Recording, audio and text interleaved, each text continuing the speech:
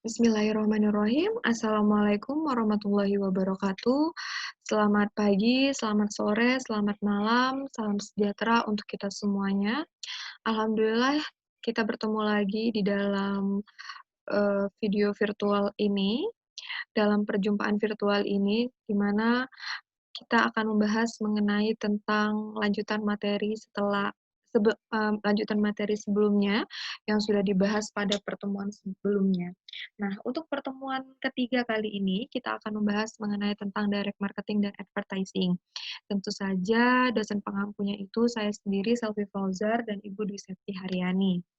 Baiklah, untuk tidak memperpanjang waktu, saya akan mengganti slide ke dalam slide ke saya akan mengganti slide ke selanjutnya. Bisa dilihat di sini mengenai tentang direct marketing, definisi direct marketing. Direct marketing itu adalah suatu bentuk pemasaran langsung, bagaimana menciptakan kontak langsung dengan pelanggan. Jadi, direct marketing itu adalah suatu upaya bagaimana melakukan kontak langsung dengan pelanggan. Beda dengan personal selling ya. Nah, di sini upaya apa saja yang dimaksud dengan direct marketing? Nah, menciptakan kontak langsung dengan pelanggan dan pelanggan potensial untuk mengiklankan produk dan layanan. Pemasaran langsung adalah bagaimana menciptakan kontak langsung dengan pelanggan dan pelanggan potensial, pelanggan yang benar-benar memiliki daya beli untuk membelinya, untuk mengiklankan produk dan layanan. Jadi kita menawarkan produk apa atau layanan apa itu langsung ke tepat sasarannya, seperti itu. Yang memang benar-benar potensial untuk membeli suatu produk atau layanan yang kita tawarkan. Berbeda dengan iklan yang tidak fokus. Pakar pemasaran atau pakar pemasar dan pemasaran dapat mencapai tujuan yang lebih spesifik dan pesan pribadi dengan pemasaran langsung. Jadi dia tuh langsung, oh ini orangnya yang memang menjadi karakteristiknya kita, dia masuk dalam kategori konsumen konsumen potensialnya kita.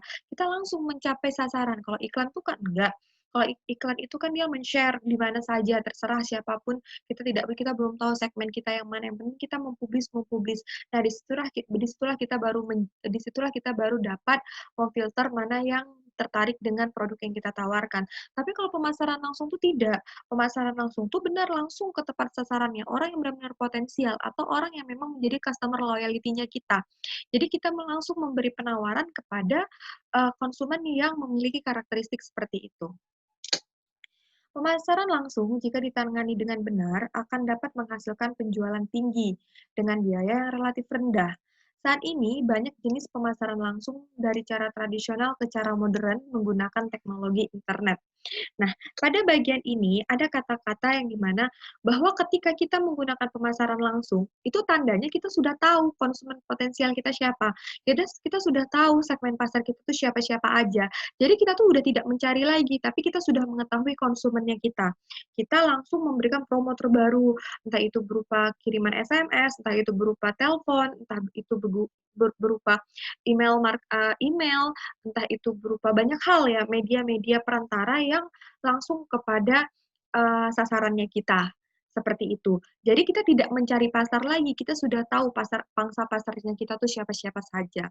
Jadi itu dapat meminimalisir biaya promosi, sehingga biaya-biaya yang lainnya, sehingga kelebihan dari biaya tersebut bisa dialokasikan terhadap kebutuhan-kebutuhan biaya yang dapat dimaksimalkan lagi, misal ke dalam biaya produksi dan lain sebagainya. Selanjutnya, ini ada pengertian pemasaran langsung menurut para ahli. Ada beberapa ya. Menurut Suyanto dari marketing strategi. Menurut Suyanto, pengertian pemasaran langsung adalah sistem pemasaran yang menggunakan saluran langsung. Jadi ada salurannya. Jadi direct marketing bukan personal selling. Dia kalau personal selling itu face to face, kalau direct marketing itu ada salurannya, tapi langsung ke tepat ke sasaran. Sistem pemasaran yang menggunakan saluran langsung untuk menjangkau konsumen dan menyediakan barang atau jasa kepada konsumen tanpa perantara lagi. Jadi memang sudah ada produknya itu, kepada konsumen tanpa perantara buat tanggapan atau transaksi yang dapat diukur di suatu tempat, sehingga langsung ada feedback-nya, seperti itu. Selanjutnya, pengertian pemasaran langsung menurut Duncan, Principle of Advertising atau IMC, menurut Duncan, tahun 2002 halaman 573, istilah pemasaran langsung adalah metode pemasaran yang digunakan perusahaan untuk menjalin komunikasi langsung dengan konsumen. Maksudnya di sini adalah metode pemasaran yang digunakan perusahaan untuk menjalin komunikasi langsung dengan konsumen. Jadi tuh kita langsung gitu. Kalau menurut Duncan itu kita langsung mengkomunikasikan pemasarannya itu. Mengkomunikasikan promosi-promosi apa yang kita tawarkan produk atau layanan kita. Strategi komunikasi langsung dianggap lebih efektif karena dapat berinteraksi dan membuat database. Sehingga kita bisa mengelompokkan hal-hal yang berkaitan dengan pelanggannya kita, yang dapat digunakan untuk mengaktifkan komunikasi pemasaran menggunakan berbagai media untuk mendorong respon konsumen.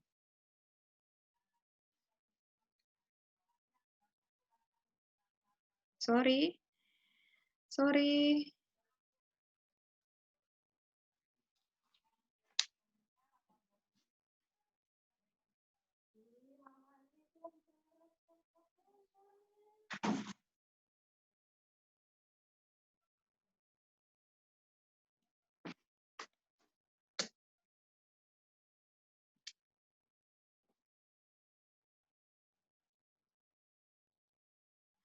Oke, kita lanjutin.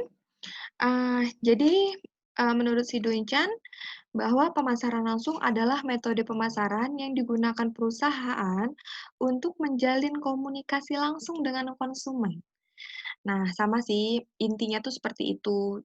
Jadi kita tuh memang langsung berhadapan, langsung berkomunikasi dengan si konsumen. Strategi komunikasi langsung dianggap lebih efektif karena dapat berinteraksi dan membuat database-nya, yang dapat digunakan untuk mengaktifkan komunikasi pemasaran. Menggunakan berbagai media, nah ada media yang digunakan untuk mendorong respon konsumen. Nah, di situ kan kita bisa melihat nih ketika misal kita mengirimkan email, ada nggak feedback balik nih dari konsumen? Kita menelpon konsumen, ada nggak respon positif yang diterima oleh konsumen? Ketika kita memberi SMS kepada konsumen, misalnya nih Beauty In. Beauty In contohnya Beauty In, dia mengirim SMS kepada customer loyalty-nya yang memang melakukan perawatan di tempat tersebut. Sudah waktunya untuk melakukan perawatan, nah dia akan mengirimkan berupa SMS ke nomor telepon uh, pelanggannya itu, ke pelanggannya tersebut. Nah, di situ, si konsumen, "Oh ya udah sebulan nih aku belum facial, oh ya udah sebulan nih aku belum perawatan," langsung disadarkan akan hal itu. Nah, ketika konsumen memang potensial untuk melakukan, perawatan pada waktu itu, dia akan langsung mengunjungi tempat, perawatannya. Jadi ada respon langsung yang nantinya akan berdampak kepada perusahaan tersebut. Yang ketiga, menurut si Kotler and Gary, Armstrong, menurutnya adalah pemasaran langsung adalah sistem pemasaran yang menggunakan berbagai media periklanan untuk berinteraksi langsung dengan konsumen sasaran. Jadi dia menggunakan berbagai media. Jadi intinya tuh direct marketing itu menggunakan berbagai media. Apapun itu yang penting ada saluran cuman sampai langsung ke sasarannya. Biasanya interaksi ini terjadi melalui telepon. Nah nih, telepon, email, atau bertemu konsumen secara langsung untuk mendapatkan tanggapan langsung. Bertemu konsumen secara langsung untuk mendapatkan tanggapan langsung. Nah, ini menurut si Gary. Jadi katanya kalau pemasaran langsung tuh serupa juga tetapi hampir tidak sama, hampir tidak sama dengan yang namanya personal selling. Variabel keputusan direct marketing bisa dilihat di layar monitor kalian, ada yang namanya offering. Offering atau penawaran adalah proposal lengkap produk dan layanan, berupa harga dan atribut lainnya yang melekat pada produk yang ditunjukkan untuk pelanggan. Jadi, variabel keputusan direct marketing itu kita kita ingin, adanya yang namanya offering. Jadi kita membuat proposal lengkap, produk dan layanan, beserta harga dan atribut lainnya, yang melekat pada produk yang ditujukan untuk pelanggan. Itu masuk dalam bagian variabel keputusan direct marketing. Jadi itu kayak merupakan penawaran-penawaran produk, layanan, harga, dan atribut yang kita tawarkan ya. Yang kedua, ada namanya kreatif. Variabel-variabel ini termasuk ke dalam platform penyalinan, elemen desain grafis, teknik yang menyertai, dan aspek manufaktur seperti kustomisasi. Custom.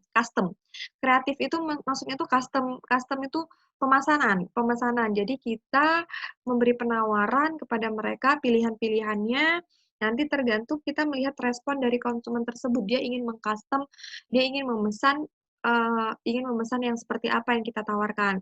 Misalnya layanan jasa pembuatan uh, karikatur, foto-foto kita yang dijadiin karikatur.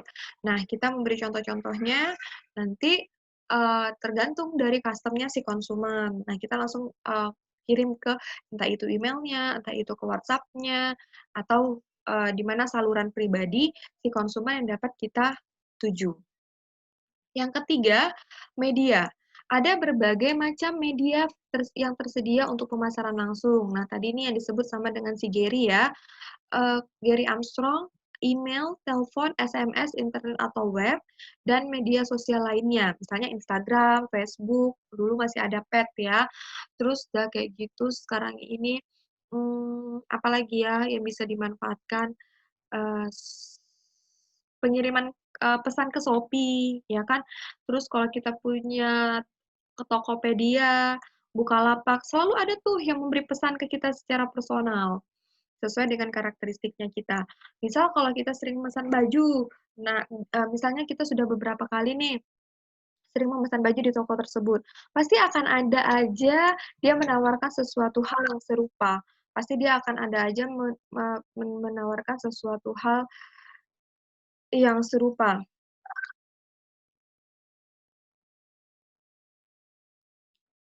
Pasti dia akan ada aja yang menawarkan sesuatu yang serupa apa yang sudah kita pesan. Selanjutnya ada yang namanya timing and sequencing. Sequencing. Sequencing. Nah, jadi kami memilih waktu dan disposisi komunikasi. Jadi kami memilih waktu dan disposisi komunikasi dalam pemasaran langsung, seperti dalam iklan umum. Pemasaran langsung memiliki kontrol lebih dari pemasaran umum. Misalnya ketika email dikirim, media mana yang digunakan, kepada siapa, atau kepada kelompok konsumen tujuan dikirim. Timing, jadi ada waktu-waktunya. Ketika itu dikirim, ketika kita mengirimkan, kita menawarkan promosi, kan tadi saya sudah bilang, kalau iklan itu kita tidak tahu segmen kita siapa, yang penting kita sebarin aja. Cuman kalau direct marketing itu udah ada segmen-segmennya. Jadi kemana, bagian mana yang akan kita tuju, siapa-siapa aja konsumen yang akan kita kirimkan email, SMS, sudah tahu nih, memang dia adalah pelanggan potensialnya kita. Tadi yang saya contohkan misalnya kayak Shopee, kita udah sering melakukan pembelian baju di sana atau membeli perabotan di toko tersebut. Nanti pasti akan ada seminggu sekali atau berapa hari sekali dia akan mengirim penawaran ke dalam room chat pribadinya kita di dalam akun yang sudah kita buat. Nah, seperti itu. Terus selanjutnya customer service. Dalam model ini, perusahaan menyediakan saluran gratis, di mana konsumen dapat dengan cepat dan mudah mengakses informasi dan mengirimkan tanggapan, keluhan, atau sasaran kepada perusahaan. Jadi, fungsinya variabel keputusan direct marketing, ada namanya fungsinya adalah sebagai customer service, jadi bagian dari pelayanan ya. Tidak hanya mengirim, tetapi juga menerima komplainan dari si tidak hanya mengirim barang, tidak hanya mempromosikan, tetapi menerima komplainan dari para konsumennya, sehingga dapat membackup apapun yang menjadi respon negatif maupun respon yang dapat menunjang keberlangsungan hidup produk dan layanan yang ditawarkan. Jenis-jenis direct marketing. Nah, ini yang dimaksud dengan jenis-jenis direct marketing. Jadi, banyak macamnya yang bisa digunakan. Jenis-jenis direct marketing ada direct mail, yang di mana Direct mail ini kita mengirim email kepada orang yang bersangkutan dan jelas dia adalah pelanggan potensialnya kita. Yang kedua, telemarketing, kita melakukan telepon langsung nih. Sering kan, tapi kadang tuh lah ya ada kelemahan dan kelebihannya. Nah, nanti kita bahas kelemahan dan kelebihannya tuh apa. Yang ketiga, email marketing. Nah, email marketing ini direct mail itu langsung dituju kepada sasarannya, kalau email marketing ini lebih kepada email yang dibuat oleh orang pemasar. Jadi dia baru melakukan penyebaran dan belum membatasi segmennya. Yang keempat yaitu SMS blasting, artinya SMS, ya biasa SMS kayak tadi yang saya contohkan untuk, customer beauty in. Terus sosial media marketing, nah ada kan Instagram, mungkin ngecek ke Instagram, ke Facebook, terus ke akun-akun yang lainnya yang bisa digunakan. Terus bisa di WhatsApp, terus bisa di Line. Nah, seperti itu banyak ya.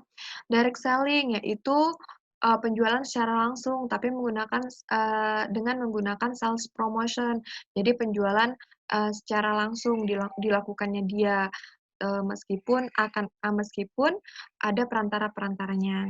Terus leaflet marketing atau letter drop handouts. Di sini itu maksudnya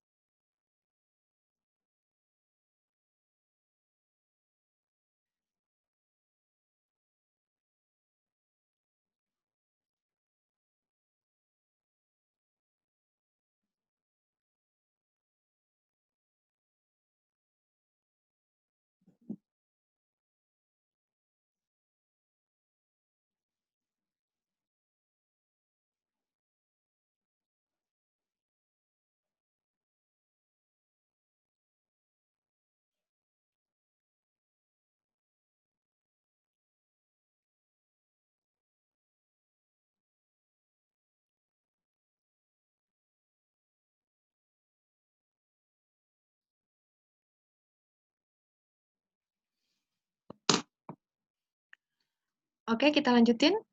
Leaflet marketing itu adalah pemasaran yang menggunakan promosi Yang bersifat selebaran, misalnya itu brosur yang dicetak, dibuatin di dalam sebuah brosur, lalu dicetak, dan disebarkan kepada konsumen. Terus online marketing, ya marketing online ya, pemasaran secara online tuh melingkupi mencakupi dari segala hal yang bersifat per-online-an.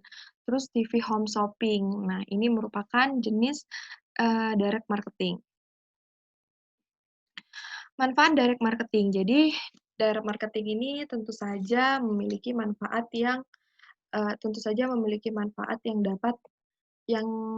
dapat memudahkan para pemasar maupun para konsumen untuk menerima, untuk untuk melakukan penjualan atau dari segi konsumennya memudahkan dalam menerima produk atau layanan yang ditawarkan, baik dari berupa informasi maupun, jenis produk atau jasa yang akan diterima.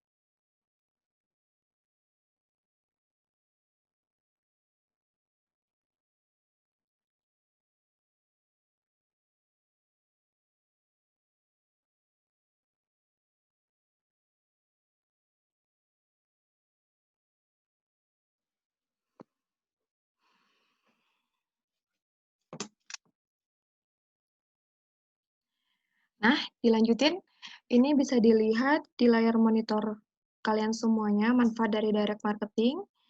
Yang pertama, Nah, nih dilihat dulu ya, dari tujuan pemasaran langsungnya secara umum adalah untuk memasarkan produk layanan bagi konsumen dengan biaya pemasaran yang lebih rendah. Intinya itu, kalau seandainya kita sudah mengetahui segmen pasar kita, otomatis promosi kita tidak akan jor-joran dan tidak akan terlalu besar, sehingga kelebihan dari biaya promosi itu bisa dioptimalkan ke dalam pos-posan yang lain.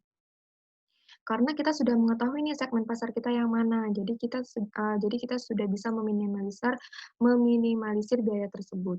Pemasaran langsung adalah proses atau kegiatan pemasaran dengan menjalin kontak langsung. Karena kita sudah tahu kan sasaran kita dengan konsumen sasaran, di mana kontak ini tidak harus bersifat pribadi, tetapi dapat menggunakan media tertentu. Nah, jadi ini lebih ditekankan adanya saluran ya, baik itu dari email, SMS, terus telepon, terus banyak hal lainnya lagi, entah itu conference, nah video call, nah mungkin bisa aja ya seperti itu. Manfaat direct marketing bagi penjual, yang pertama memiliki tingkat fleksibilitas yang lebih tinggi, lebih fleksibel dan nggak ribet gitu loh. Di mana pemasar dapat memilih metode yang tepat, waktu yang tepat, dan sarana yang tepat untuk menjangkau konsumen. Tidak perlu mengatur waktu jam sekian harus ketemu, tidak perlu lagi ketika tidak perlu lagi, kehilangan banyak waktu. Karena ketika kita sudah mendesain, kita akan mengirimkan promo ini kepada konsumen dan tahu dengan alat media apa yang digunakan, itu tidak akan membuang-buang waktu lagi bagi si penjual, lebih fleksibel. Nah, itu loh maksudnya. Terus yang kedua, manfaat direct marketing bagi konsumen, konsumen merasa lega dengan kehadiran pemasaran langsung ini karena mereka dapat mengenali dan menemukan kelebihan dan kekurangan produk lebih pribadi. Sifatnya lebih pribadi karena nanti di situ akan ada interaksi tanya jawab ketika mereka tidak mengetahui apa kelebihan dan kekurangan dari produk atau layanan yang ditawarkan karena kan mereka langsung dihubungin secara langsung. Eh, sorry, jauh banget ini larinya ya. Hmm, bentar.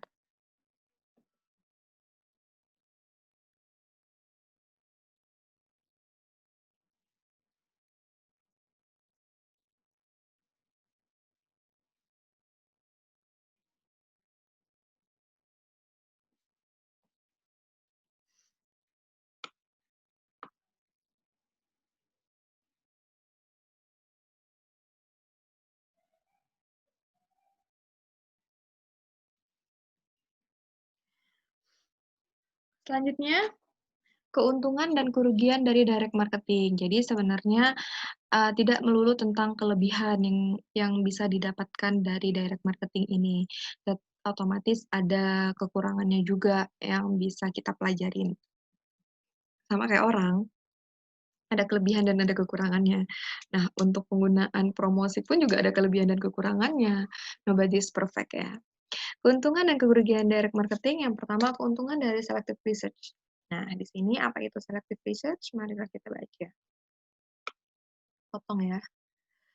Selective research adalah direct marketing yang memberikan kesempatan bagi advertiser, para pengiklan, untuk meraih konsumen dalam jumlah besar dan mengurangi terbuangnya jumlah coverage yang tidak terjangkau. Coverage yang intensif dapat ditingkatkan melalui iklan di media broadcast atau surat. Nah, jadi ketika kita tuh mengurangi jumlah mengurangi jumlah coverage yang tidak terjangkau sehingga kita bisa meminimalisirnya dengan menggunakan broadcast atau surat. Ya. Selanjutnya, segmentasi capabilities. Para marketer dapat membeli daftar pembeli tetap suatu produk. Nah, pembeli mobil dan lain-lain. Jadi kita memudahkan untuk membuat segmentasi pasarnya kita ketika kita melakukan direct marketing. Di mana kita sebagai pemasar tahu siapa-siapa aja nih yang membeli produk kita. Misalnya membeli Honda, membeli handphone, membeli mobil, pekerjaannya di mana. Secara nggak langsung kita bisa membuat pengelompokan. Nah, bagian tersebut dapat memudahkan kita melakukan direct marketing di masa yang akan datang. Para marketer dapat membeli daftar pembeli tetap suatu produk, membeli mobil, dan lain-lain. Dari daftar tersebut dapat marketer melakukan segmentasi berdasarkan area geografis, area geografis, pekerjaan, demografis, dan sebagainya. Frekuensi. Direct marketing memungkinkan untuk membangun tingkat frekuensi tergantung pada media yang digunakan. Nah, tergantung dari, media apa yang digunakan kalau, frekuensi. Jadi sarana program yang digunakan untuk iklan televisi, direct response cenderung murah, sehingga marketer dapat untuk membeli perulangan waktu atau repeat time. Kalau menggunakan, iklan televisi kalau menggunakan iklan televisi, direct marketing, marketer bisa sekali membuat iklan, tetapi dia bisa menyewa untuk repeat time. Jadi waktu yang berulang-ulang, dia tinggal membayar ke pusat stasiun televisinya. Biasanya sih itu tuh memang mudah, cuman cenderung akan sedikit melakukan pembengkakan, karena kan seketika mengeluarkan iklan di media televisi itu, per detik itu langsung dibayar, per sekali tampil langsung dibayar. Nah, itu biasanya akan lebih membengkakkan sedikit ya untuk biaya promosi. Terus yang keempat, flexibility. Direct marketing bisa menggunakan berbagai macam pola-pola kreatif. Misalnya, suatu perusahaan mengirimkan pesan elektronik kepada konsumen yang berisi video berisi tentang informasi suatu produk. Nah, ini nih dia buat video nih misalnya kayak saya, nanti dia tinggal share-share aja, apa sih kelebihan produknya, apa saja, produk yang ditawarkannya, warnanya, kelebihan, keuntungan, langsung bisa dia bikin di dalam satu video, nanti dia tinggal bisa nanti dia bisa share ke konsumen-konsumen potensialnya, yang sudah didapati dari segmentasi. Inilah keuntungan dari direct marketing. Ada selective research, bisa membuat segmentasi capabilities. Jadi kita secara nggak langsung bisa membuat segmentasi pasarnya kita. Timing. Sementara banyak media membutuhkan perencanaan yang lama dan batas waktu yang lama. Iklan dengan respon yang secara langsung bisa lebih cepat. Dari direct mail, misalnya, bisa dikirim secara bersama-sama dan didistribusikan kepada target populasi secara cepat. Dia bermain dengan waktu. Cenderung kalau direct mail ini tidak memakan waktu yang lama, tetapi dia lebih kepada waktu yang cepat. Yang keenam, yaitu personalization. Tidak ada medium advertising yang bisa mengirim pesan secara personal seperti direct media. Misalnya, konsumen dikirimi surat atas pembelian mobil yang telah dilakukan sekaligus menawarkan aksesoris mobil kepada pemilik mobil tersebut lebih personal. Jadi, pemberitahuannya itu lebih personal. Sementara cost per eee, ko cost per marketingnya itu, direct mail untuk direct mail, cost per mail ini untuk direct mail kemungkinan sangat tinggi. Kemungkinan direct mail untuk menspesifikasikan target audiens dan mengurangi coverage yang terbuang dapat menurunkan angka dari pembiayaannya itu.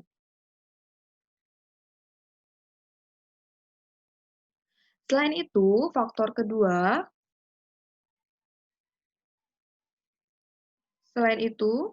untuk faktor kedua yang memberikan kontribusi atas, keefektifan biaya iklan yang langsung direspon. Penggunaan biaya tiap pembelian yang dilakukan konsumen, karena biaya penggunaan media rendah, tiap penjualan menjadi murah. Ketika cost dari biaya promosi itu murah, otomatis, tidak terjadi pembengkakan dalam pembiayaan promosi. Dan dia pun bisa menjual produk dan layanannya dengan harga yang juga akan cenderung lebih miring. Measure of effectiveness.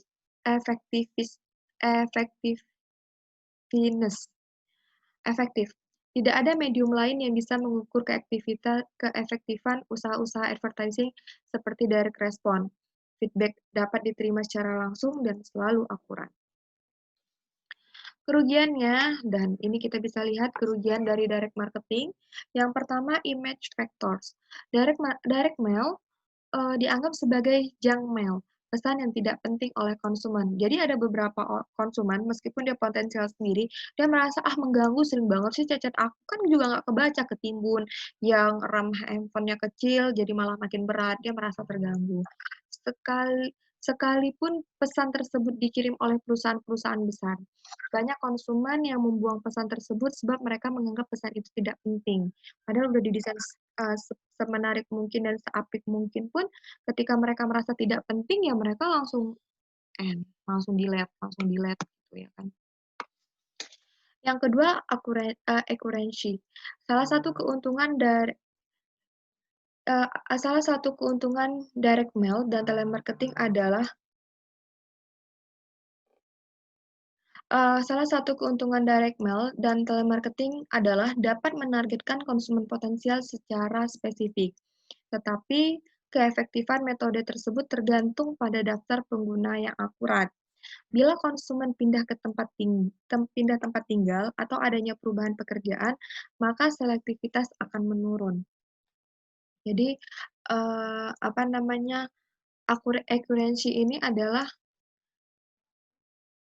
keefektifan metode tersebut tergantung pada daftar penggunaan yang akurat, tapi kalau konsumen itu pindah tempat tinggal, maka akan ada perubahan pekerjaan, maka selektivitasnya akan menurun. Misalnya tuh database tempat tinggal, si konsumen awalnya di alamat A, tiba-tiba dia pindah. Ketika kita mengirimnya langsung ternyata, tidak tepat sasaran, orangnya sudah pindah atau sudah pindah bekerja dan lain sebagainya. Content support, pembuatan direct response advertising dibatasi oleh program-program yang ada dan editorial content. Jadi itu terbatas sesuai dengan kemampuan aplikasi apa yang kita gunakan. Rising cost, ketika postal rate meningkat, keuntungan dan dampak direct mail dapat diketahui secara langsung. Nah, ini bagian dari advertising. Advertising, tadi saya sudah bilang pembedanya ya.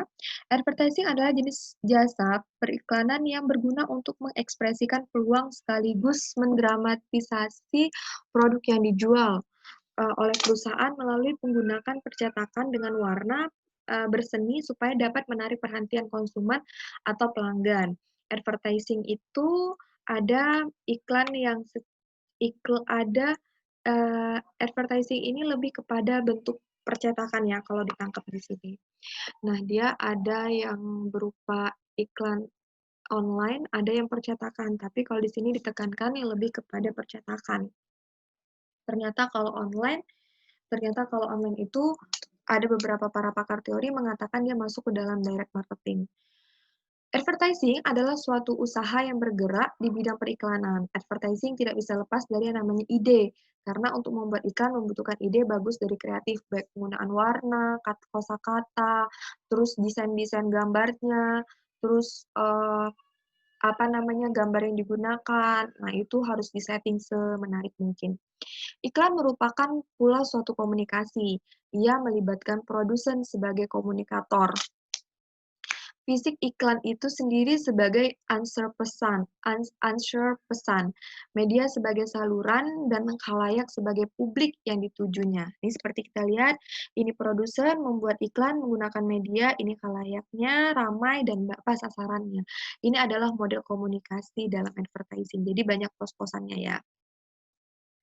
Tujuan dari advertising itu sendiri, nah, untuk menyadarkan para konsumen sekaligus memberikan informasi mengenai suatu produk atau jasa perusahaan. Seperti biasa, iklan itu memang untuk menyadarkan bahwa ini loh produk yang aku jual. Yang kedua, untuk menimbulkan rasa suka pada diri konsumen terhadap produk ataupun jasa yang dihasilkan oleh perusahaan, menyadarkan, menimbulkan rasa adanya ketertarikan orang ketika melihat lalu dia menjadi suka. Yang ketiga, untuk meyakinkan kebenaran tentang apa yang dituju dalam iklan sekaligus menggerakkan konsumen untuk berusaha memilikinya. Setelah menyadarkan, buat orang suka, lalu dia melakukan action, itu adalah tujuan dari advertising. Fungsi advertising yang pertama, sumber informasi jelas, dia menyampaikannya, merupakan bagian dari kegiatan ekonomi. Nah, merupakan bagian dari indikator ekonomi suatu usaha untuk mempromosikan jualan-jualan nih, produk-produk atau layanan jasa para penjual. Pembagi beban biaya.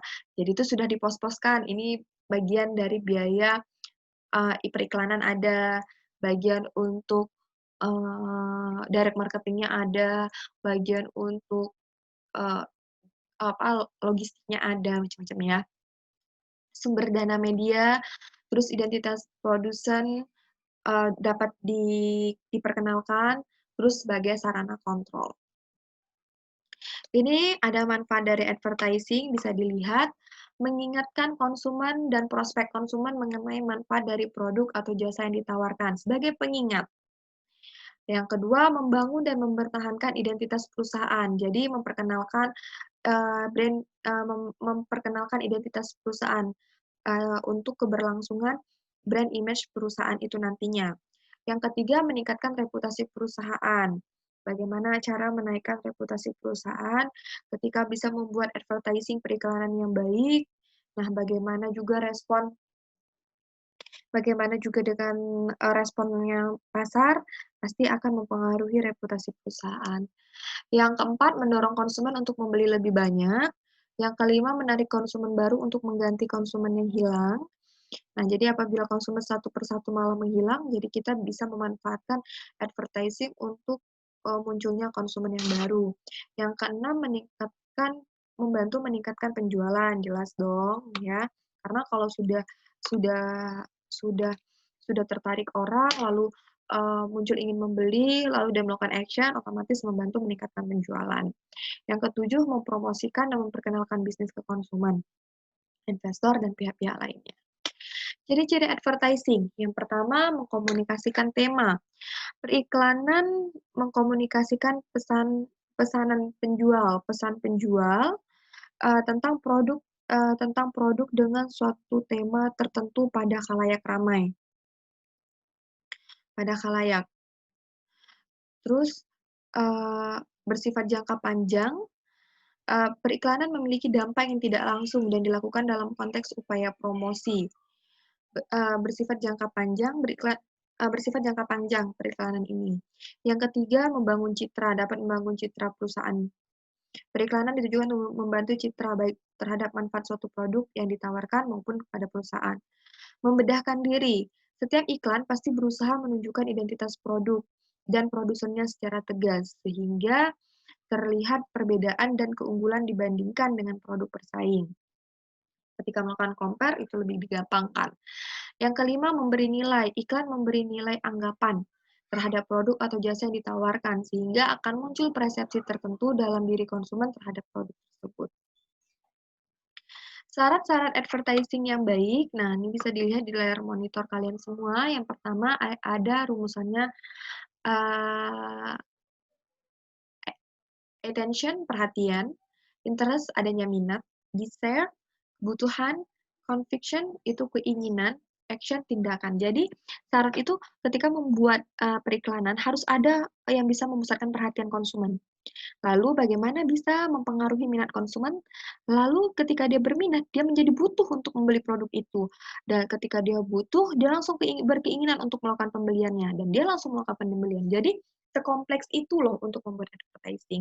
Jadi makanya kadang kan kalau di televisi itu ada durasi 30 detik. Jadi bagaimana pintar-pintarnya kita bisa memanfaatkan durasi 30 detik itu seefektif dan seefisien mungkin sehingga dapat semua apa yang ingin kita sampaikan.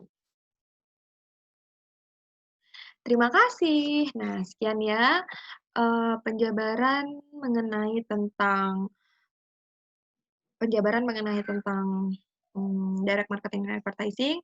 Semoga kalian semua bisa memahami apa yang saya sampaikan. Tolong untuk tetap, berperan aktif dalam diskusi kelompok. Nah, untuk pertemuan ini memang saya semua yang akan membahas, insya Allah di minggu depan akan gantian dengan Bu Septi yang akan membahasnya untuk judul pembahasan selanjutnya. Baik, akhir kata dari saya akhiri dengan wabillahi taufiq wal hidayah. Assalamualaikum warahmatullahi wabarakatuh. Selamat pagi, sore, malam, dan salam sejahtera untuk kita semua. Sehat semuanya ya. Dadah.